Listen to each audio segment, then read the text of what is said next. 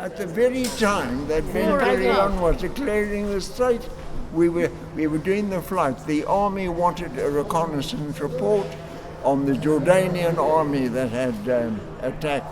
You know, the Etzion block had been burned down, the road to Jerusalem was cut off, Tel Aviv was being bombed day after day by the Spitfires, the Egyptian Spits. But תודה לאל, Here we are. here we are today. And yeah, as we were flying, I said, this is the land where we were 2,000 years ago and we've come back. Incredible. Yeah. And when was this flight? When did you took off and landed in Palestine? What time of the day it was? What time of the day? I think it was in the afternoon I think it was 4 o'clock. of Friday, Friday on Erev Shabbat, on the 14th of May. It was Day of Palestine. When we landed, it was Day of Israel because the state had been declared. Incredible. What was the feeling?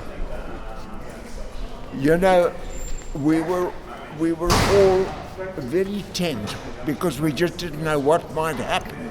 You know, so we were proud, we were happy, and we were very deeply concerned. You know, how the thing is going to play out. So really, a very interesting part of our history, that if the Zionists dare to declare a state, the massacre that we will unleash on them will dwarf what Hitler had done to the Jewish people.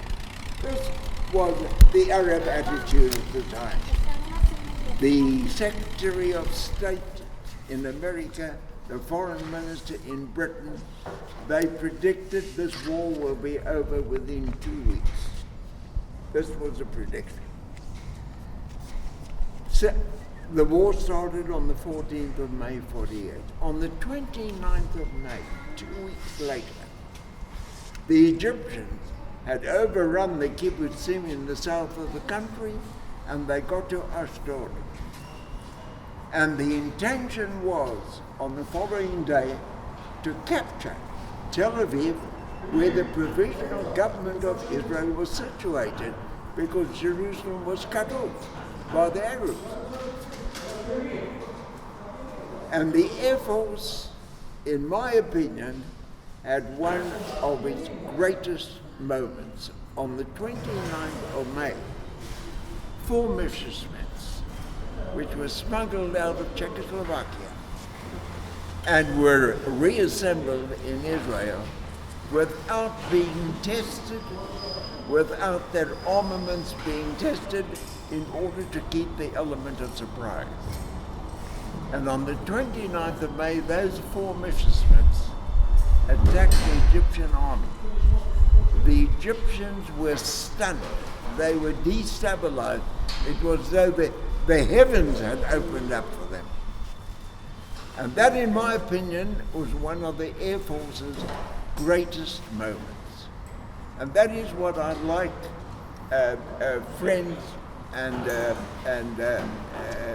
colleagues to really remember, what a critical situation Israel was in at the time, because the balance of forces, the Egyptians had 62 fighter aircraft, British Spitfires and Italian Macchis. Israel did not have a single combat aircraft, not a single anti-aircraft. This is what we had, more or less. This. Oh, yeah.